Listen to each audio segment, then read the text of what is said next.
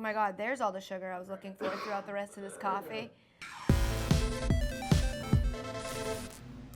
Hello everybody and welcome to the 4th installment of #JUNKMAIL, no spaces, where we answer your questions from Twitter and is anyone checking the email account? Yep. Are we getting anything good? Nope. Great. Answering your questions from Twitter. Wicked Tall asked, Game 7 ALCS versus Yankees, AFC Championship game versus Manning, Game 7 Conference Finals versus Canadians. Choose great seats to 1, all home. I would choose Game 7 of the Conference Finals versus the Canadians. And no, I'm not going to tell you why. David Edwards asks, Sunday night, Game of Thrones, Sox versus Yanks, Mad Men. So many good choices. Your pick, Sox versus Yanks. And DVR Garbage Time on Fox Sports 1. Alex Morgan asked, what is your obsession with Rob Ryan? It's not fair, because it's not like people ask men in the street, what is your obsession with Charlize Theron? You're like, do I have to explain it? And that's how I feel. It's like, why is everybody always asking me what's with my obsession with an incredibly handsome, talented, sexual human being? Ramiro asked, if you ever did bring Rob Ryan on your show, what would be the first question you ask him? Just wondering? I love you? Do you feel that? Is that your foot? You want to take that off, or did it hurt when you fell from heaven? Do you believe in fate? How do you like your eggs in the morning? Alec Blomey? Alec Blome said, would you still have a crush on Rob Ryan if he had Gene Katie hair? Oh my God. You should hold that in front of the camera. Ah! So, obviously the answer is yes. Except you know if it's Rob, this is like chicken grease, not product.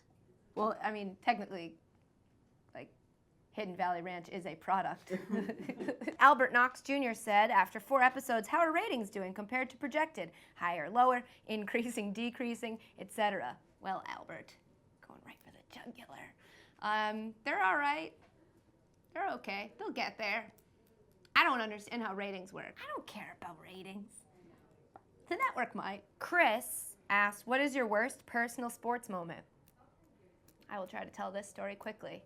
There was a time that I was a pitcher on the JV softball team at my high school, and they were playing a championship game. The varsity team was in the championships, and so they brought a bunch of us up just to have us there. But the varsity pitcher was so good that I knew I was just there to, like, watch or whatever. And we were getting absolutely destroyed. So in like the, I don't know, I think we played 7 innings back then. So in like the 6th inning, they just put me in just to see if it helped.